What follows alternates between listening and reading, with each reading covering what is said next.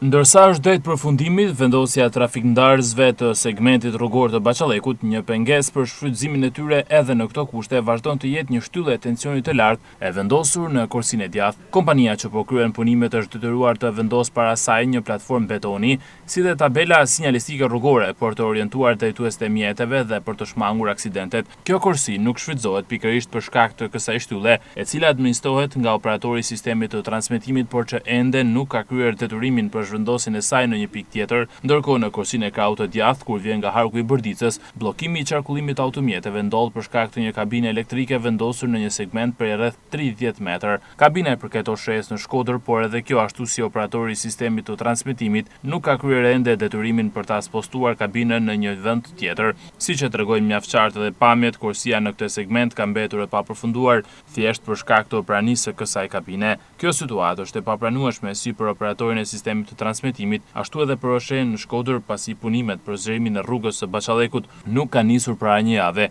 por një vit më parë. Kohë kjo më se mjaftueshme për të spostuar si shtyllën, ashtu edhe kabinën.